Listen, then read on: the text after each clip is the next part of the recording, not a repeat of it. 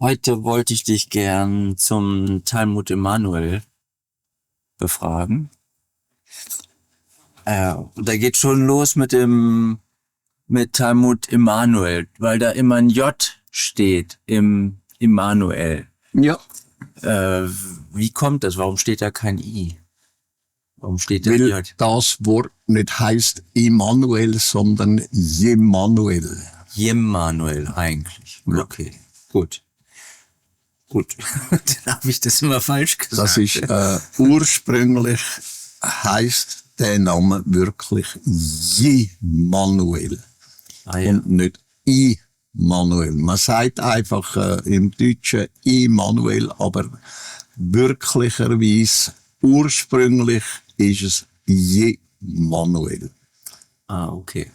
Weil den Namen habe ich schon mit dem I geschrieben gesehen und auch mit dem E. Mhm. Aber es heißt Immanuel ist Jemanuel. einfach deutsch geschrieben, aber richtigerweise wäre es ein J. J. Gut. Okay. Das wird schon von Alter her, ich weiß nicht, von wann wird es falsch geschrieben. Ja.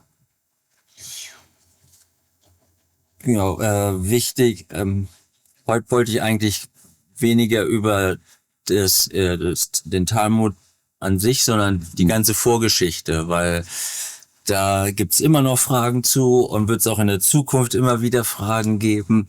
Und es wird zwar im Großen und Ganzen beschrieben, aber gibt noch ein paar Sachen, die vielleicht ergänzend dann noch interessant sind. Also es gab 4 Übersetzungen oder 4 Herausgaben.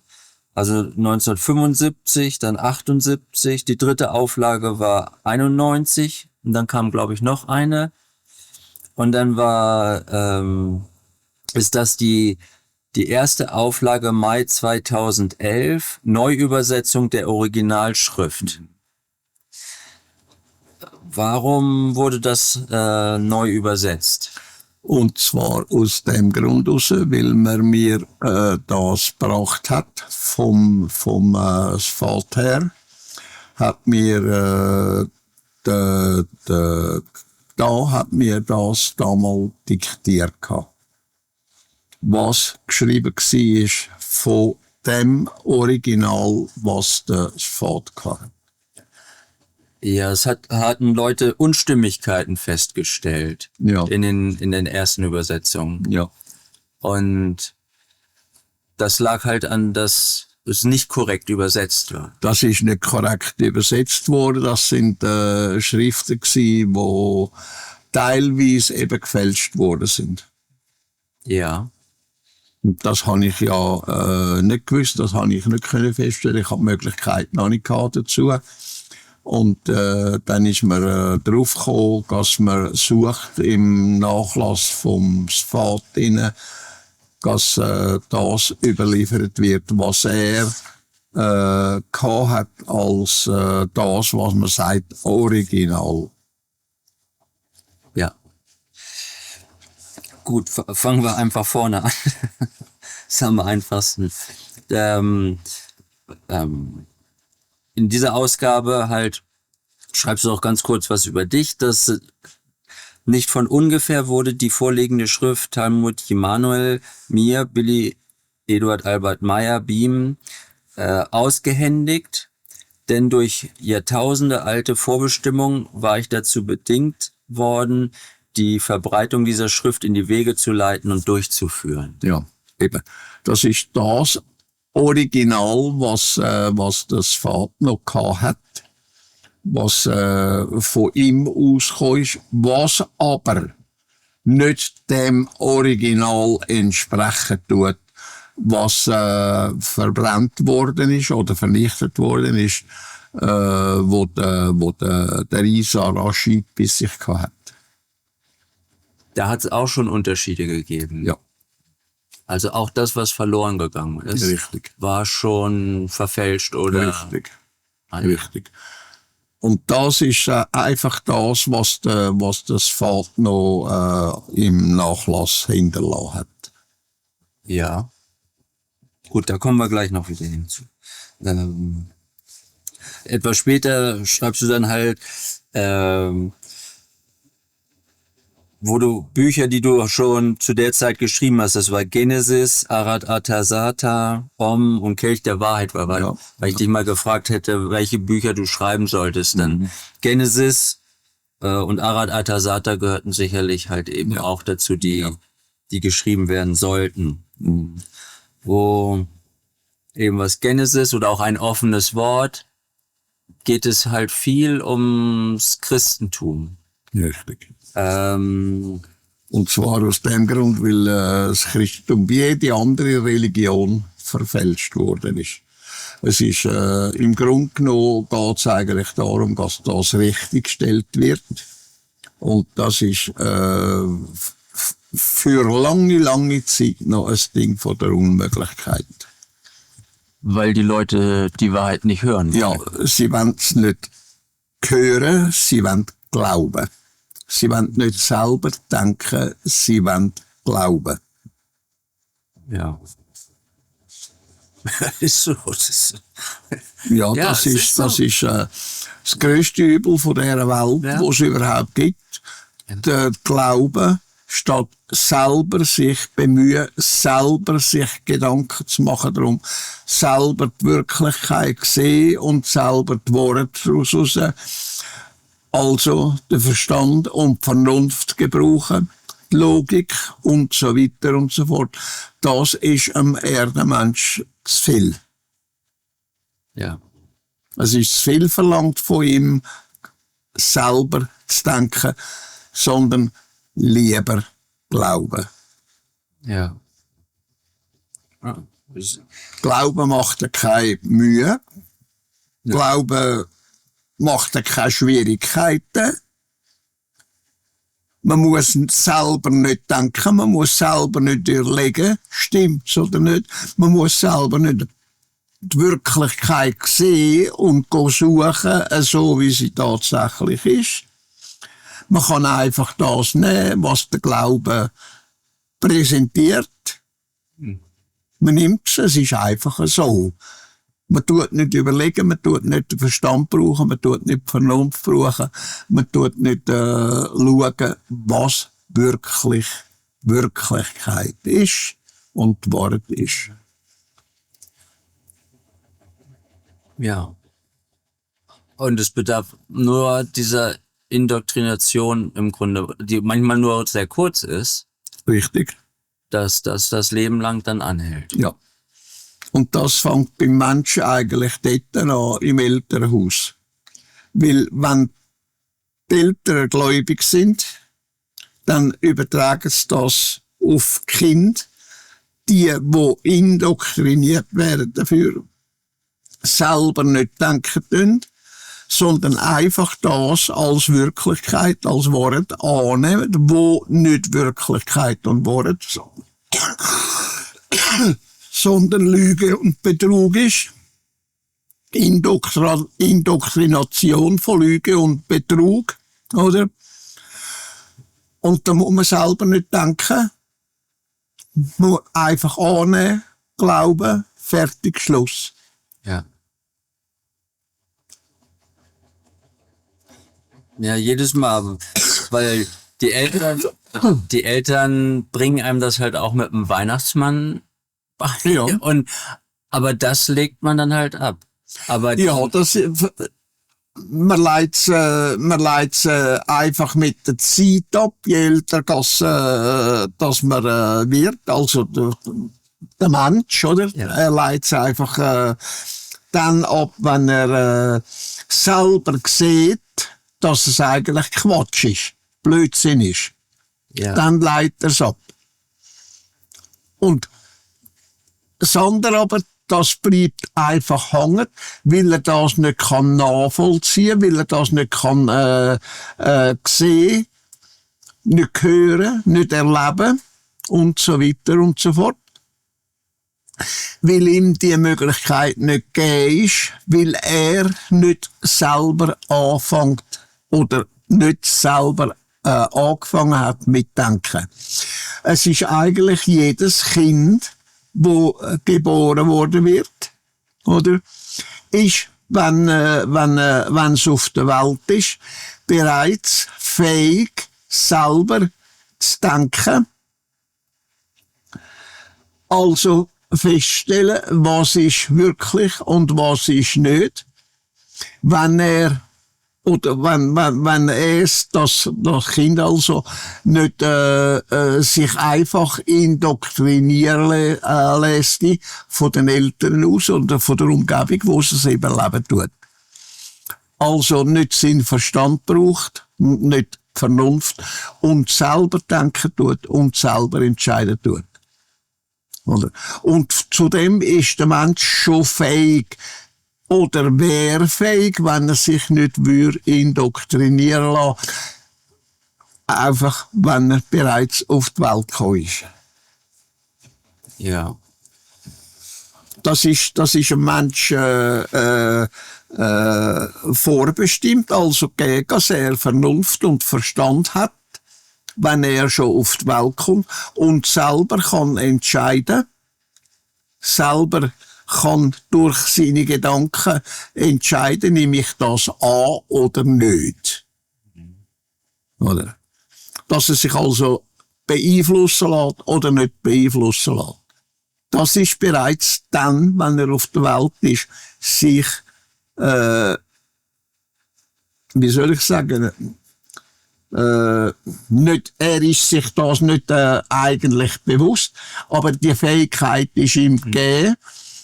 Und durch die Indoktrination aber lässt er das einfach laufen, was auf ihn einkommt, und nimmt es an, gläubig, und denkt nicht darüber nach.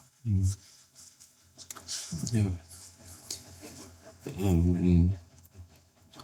Dann die Schrift wurde nicht von Emanuel selbst verfasst. Nein, er hat nie ein Wort geschrieben. Ja, sondern von einem seiner Schüler, Judas Ischkeriot. Ja.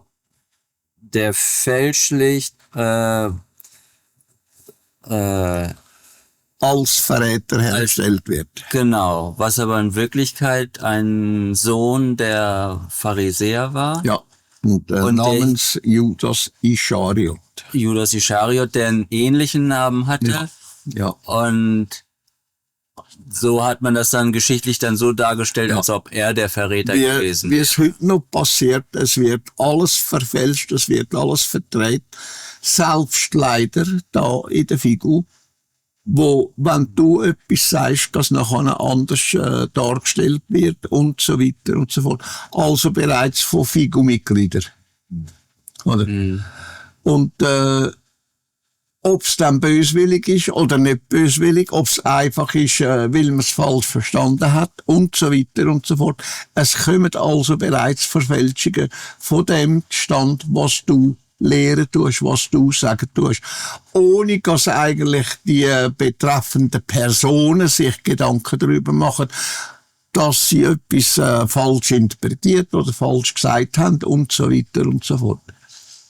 Wo nicht einmal muss eine Böswilligkeit dahinter stehen, wo nicht einmal muss der Wille dahinter stehen, etwas Falsches zu sagen oder etwas Falsches daraus interpretieren und so, sondern dass es einfach so gemacht wird, weil man nicht weiter darüber gründlich nachdenken tut und so weiter und so fort. Und so ist es bei jeder Religion auch passiert. Und schlussendlich sind bewusste Verfälschungen gemacht worden und so weiter und so fort. Das ist bei jeder einzelnen Religion, bei jeder einzelnen Sekte, die es gibt auf unserer Welt, wo Erde genannt wird, wo genau dasselbe passiert ist und auch heute passiert und weiterhin passieren wird.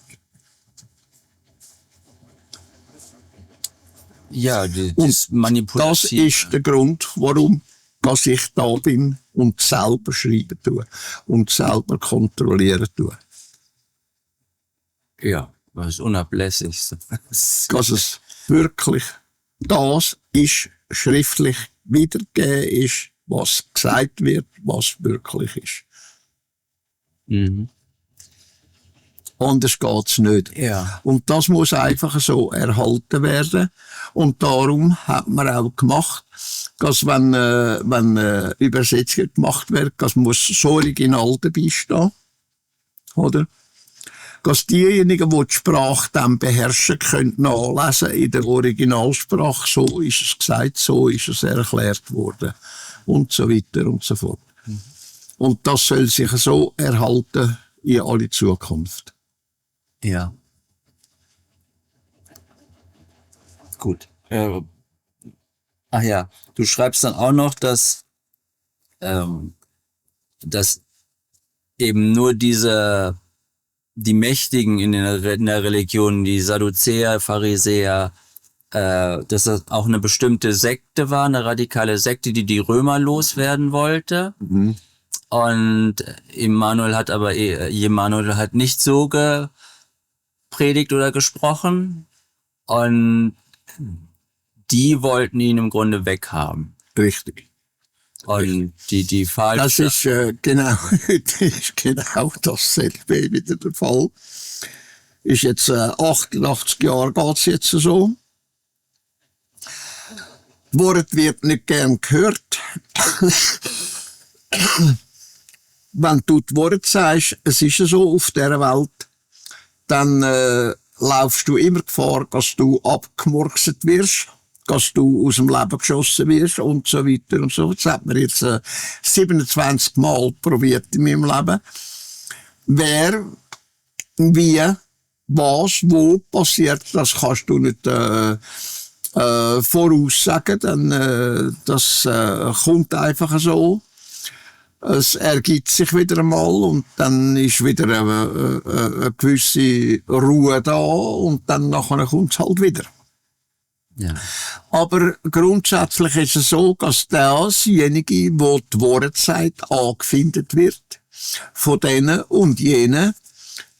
Und in der Regel sind es einige Menschen, die selber nicht denken, die selber glauben tun, die nur glauben tun. Und also ein Skidenken haben, wenn ich das geprägt habe, schon als Bub. Skidenken, wo ich einfach dort mal schon gesehen habe, die Menschen tun wohl denken, aber in einer Art und Weise, die nur scheinbar ist. Dann darum der Name scheinbar. Scheindenken. Dann alles, was sie denken, ist nur Schein, Lüge und Betrug. Gegenüber sich selber. Und das tun sie auch verbreiten gegen aussen. Oder? Wo sie sagen, es ist so und so, obwohl es nur eine Annahme ist, oder?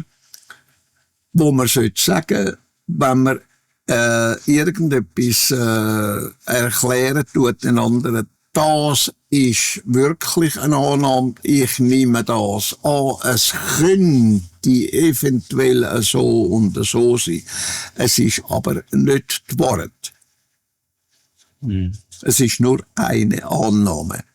Und aus Annahmen entsteht wiederum Lug und Betrug. Ja. Wenn man es nicht klarlegt, es ist wirklich nur annahmemässig. Ja. Es muss nicht so sein, es kann völlig anders sein. Ja.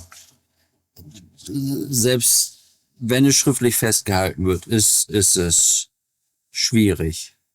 Wichtig, weil auch das die Wort. Interpretation vom anderen Menschen, der das lesen kann, die Interpretation kommt, wo er denken tut oder Ski denken tut, es könnte so und diesen und jenen Weg sein. Und das geht er sagen, in der Form, wie wenn es dann wirklich so wäre. Ja. Oder aus Schein wird Betrug. Wird Lüge und Betrug. Ja.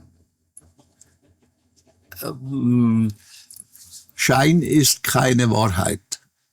Ja. Nur Wirklichkeit ist Wahrheit. Ab wann, du beschreibst das hier auch noch irgendwo, was ich jetzt ganz so schnell nicht finde, dass eben dass Religion, welche Art auch immer, nachher zu einer Veränderung im Gehirn auch führen kann. Richtig. Das tut jede Religion, die es überhaupt gibt, nur nach ihrer Art und Weise, wie der Mensch sein Scheindenken formen tut sein Gehirn verändern und das, was er dann produziert in seinem Gehirn, tut sich das sehr weg festsetzen, wie wenn es tatsächliche Wort wäre. Ja, also eben zum einen ist da diese organische Veränderung im Gehirn. Richtig. Oder das Es ist nicht eine organische Veränderung, es ist nicht eine organische Veränderung, es ist eine Veränderung von der Auffassung, von der Denkweise und so weiter und so fort. Und die kannst du nicht mehr so leicht rückgängig machen, sondern unter Umständen halten die ein Leben lang an. Oder? Und ist nicht mehr wegzubringen. Genau wie wenn der Mensch andere wird. Es ist eine Sucht, muss man sagen, es ist eine Sucht. Genau wie Alkohol oder eine Sucht, Drogen, wo sich festsetzen tut im Kern. Oder? Es ist nicht eine organische Veränderung, also eine materielle organische Veränderung, sondern eine immaterielle Veränderung. Oder? Im Organismus vom Kern Veränderung, wo nicht materiell ist, sondern sie ist immateriell. Ja, also wie das Gehirn dann geschaltet ist im Grunde. Ja. Ne? Durch unser Denken Genau. entstehen ja bestimmte Neuronenwege, die Genau. benutzt werden im Gehirn bevorzugt. Ja. Und dann werden sozusagen eben diese irren Neuronenwege aktiviert. Das ist genau wie wenn du in einem Fahrzeug, wo Benzin braucht zum Laufen, das Benzin verändert sich und es gibt eine Bewegung daraus. Ja. Möglichkeit von einer Bewegung. Und tatsächliche Bewegung. Es tut sich verändern von dem, was es grundsätzlich ist, zu etwas völlig anderem.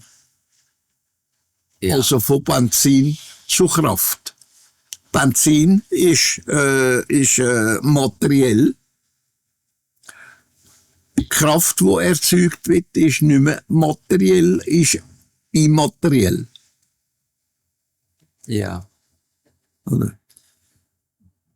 Und dieser Übergang zu, wo wir sagen würden, dass es dann eben zum Kriminellen in der Religion, ne? Eben Mordanschläge und so. Ja, das ist genau dasselbe. Das ist aber fließender, ne? Im Grunde. Ja. Also je mehr Energie man in dieses Scheindenken und falsche Denken. Ja, dort ist es einfach sehr weg. Es ist von Mensch zu Mensch verschieden, je nachdem, wie er denken tut, dass er daraus Energie und Kraft wieder entwickelt. Aus dieser Energie, dann das Denken ist ja und das Glauben ist eine Energie und wie er das weiterverwendet und wieder umwandelt tut, bis Katastrophe zum Beispiel da ist.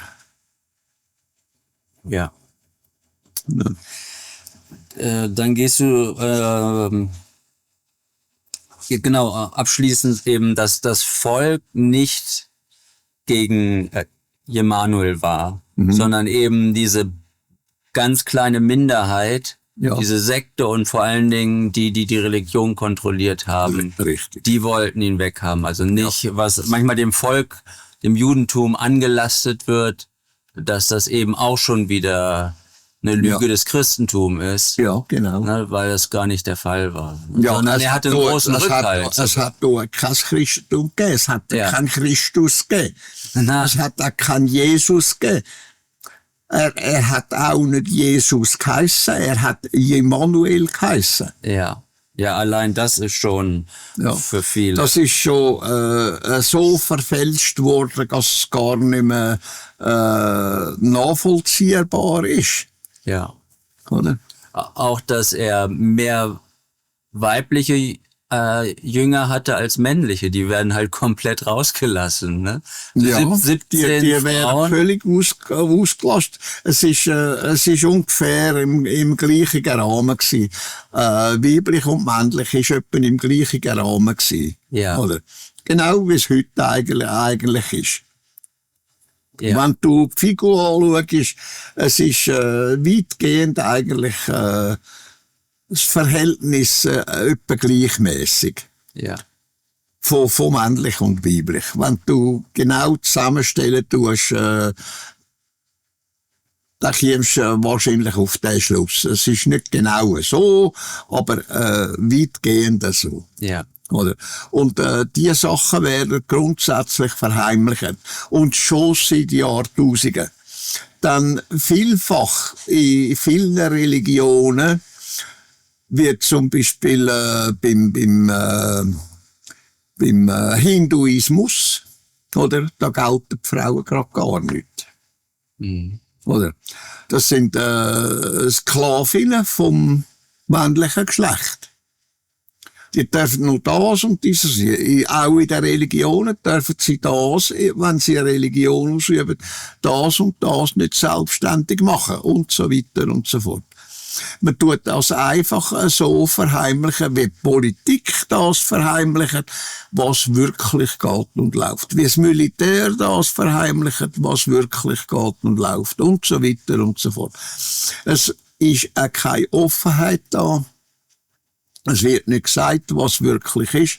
Es wird gelogen, es wird betrogen und so weiter und so fort. In den Regierungen genauso wie in der Familie innen, oder? Und so weiter, in einer Gruppe oder in einem Verein und so weiter und so fort. Da wird einfach gelogen und gelogen und gelogen, verdreht und verdreht und verdreht. Mhm. Nur nicht das gesagt, was wirklich ist.